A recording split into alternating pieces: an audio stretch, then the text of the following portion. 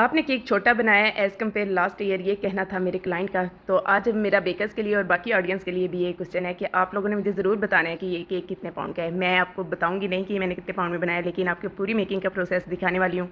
Client جو ہے وہ میری ریگولر کلائنٹ میں سے ہی تھی اور اپروڈ سے مجھے آرڈر کرتی ہیں۔ میری ایک فرسٹ کلائنٹ نہیں ہے جو مجھے باہر سے آرڈر کر رہی ہے، میرے اور بھی بہت سے کلائنٹس ہیں جن کے ساتھ میرا ٹرسٹ بہت اچھا بلٹ ہوا ہے، اور وہ فل پیمنٹ ہی ایڈوانس کر دیتے ہیں کہ آپ نے یہ چیز بنانی ہے اور یہ پیکج بنا کے آپ نے ہماری فیملی میں ڈیلیور کروانا ہے۔ تو میں بہت ریلیکس مائنڈ کے ساتھ ان کا پیکج بنا کے ڈیلیور کروا دیتی ہوں اور کبھی بھی مجھے بیڈ ریویو نہیں ریسیو ہوگا۔ انہوں نے لاسٹ ایئر اپنے بھائی کے لیے ایک پیکج بنوایا تھا، اس میں نہ صرف بھائی کا پیکج تھا بلکہ بہن کے لیے بھی کچھ چیزیں تھیں جو کہ میں نے امتیاز میں جا کے خود انہیں دکھا کے پسند کروا کے میں نے پورا پیکج ریڈی کیا تھا، اور انہوں نے میری ایفرٹس دیکھتے ہوئے مجھے ایکسٹرا بھی پے کیا تھا جو کہ میں نے انکلوڈ نہیں کیا تھا، لیکن انہوں نے کہا آپ ڈیزرو کرتی ہیں یا آپ نے محنت کی ہے تو یہ آپ کا ایکسٹرا بنتا ہے، تو انہوں نے خود سے مجھے پے کیا تھا۔ اینی ویز یہاں پہ جو کیک ہے نا، یہ میں نے 8 انچز پین میں بیک کیا ہے، اور کیک بورڈ جو میں نے لیا ہوا ہے نا وہ 12 انچز ہے۔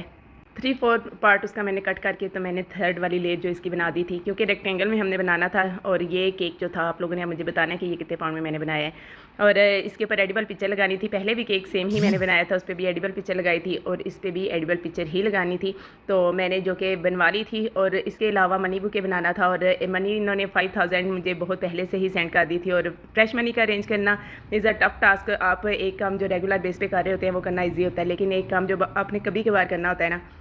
اس کے لیے ایفرٹس زیادہ لگتی ہیں اور کام کرنا بھی تھوڑا مشکل ہو جاتا ہے، لیکن پھر بھی مجھے یہ تھا کہ اچھی کلائنٹ ہے تو مجھے ان کا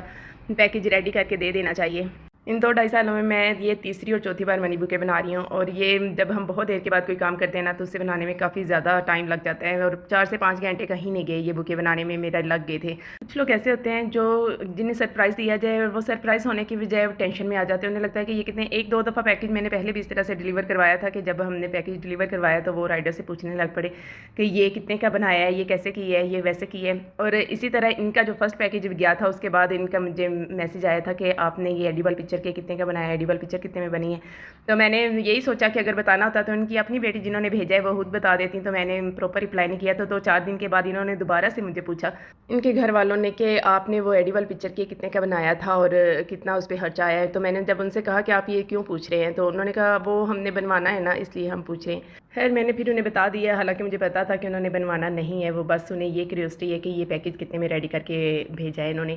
تو یہاں پہ آپ دیکھ سکتے ہیں کہ میں نے پوری احتیاطی تدابیر کے ساتھ کیک بنایا، پورے دل سے کیک بنایا، اور جب آپ ایک چیز دل سے بنا رہے ہوتے ہیں نا اور اس پہ کسٹمر کا بیڈ ریویو آپ کو ریسیو ہوتا ہے نا تو پھر دل بہت زیادہ برا ہوتا ہے۔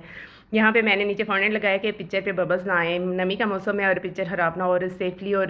بالکل ایکوریٹ چیز ان کی فیملی تک پہنچے، ان کی فیملی بھی ہیپی ہو، اور وہ خود بھی جب دیکھیں کہ ہر چیز ان کی خواہش کے مطابق میں نے ڈیلیور کروائی ہے تو وہ خود بھی ہیپی ہو جائیں گی۔ ہے جس طریقے سے انہوں نے مجھے کہا کہ نیچے بھی باؤنڈری بنانی ہے، لاسٹ ایئر میں نے نہیں بنائی تھی تو اس دفعہ انہوں نے کہا آپ نے بنانی ہے تو میں نے بنا دی۔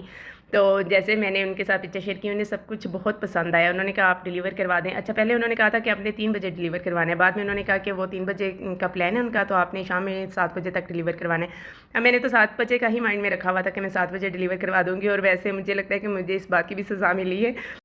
کہ جب آپ اللہ کی بجائے اس کے بندوں کو راضی کرنے چل پڑتے ہیں نا تو آپ کو خواری تو ہوتی ہے۔ اب اذان کا ٹائم تھا 7 بجے اور میں کیک ڈیلیور کروانے میں لگ گئی نماز پڑھنے کی بجائے، تو پھر مجھے یہ پریشانی کا سامنا تو کرنا پڑنا ہی تھا۔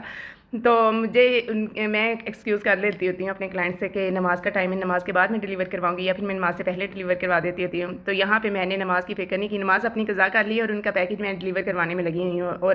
اینڈ پہ ان کا بیڈ ریویو ہی مجھے ریسیو ہوا، اور پھر مجھے خود پہ بھی ہوا ہے کہ یہ میری مسٹیک ہے کہ میں نے اپنی نماز کو چھوڑ کے ان کو پریورٹی دی، جو کہ مجھے نہیں کرنا چاہیے تھا۔ فائنلی یہ سیٹسفائنگ کیک بن کے تیار ہو گیا تھا، میں بہت سیٹسفائڈ تھی، اور مجھے بالکل بھی یہ اندازہ ہی نہیں تھا کہ کلائنٹ کس بات پہ غصہ ہوں گی اور کس بات پہ ہائپر ہوں گی، اور انہوں نے اس طرح سے ریئیکٹ کیوں کیا ہے۔ ڈونٹ نو ان کی فیملی کے ساتھ ان کی کیا بات ہوئی ہے، اور یہ حق آپ کو کسی نے نہیں دیا کہ آپ اس طرح سے آ کے بدتمیزی ہمارے ساتھ نہ حق کریں، اور آپ نے اگر پے کیا تو ہم نے اتنی ایفرٹس کی ہیں۔ باقی آپ لوگوں نے مجھے بتانا ہے کہ دونوں کیکس میں سے کون سا کیک آپ کو چھوٹا لگ رہا ہے اور کون سا کیک بڑا لگ رہا ہے، اور یہ ضرور بتانا ہے آپ نے کہ یہ میں نے کتنے پاؤنڈ میں بنایا ہے۔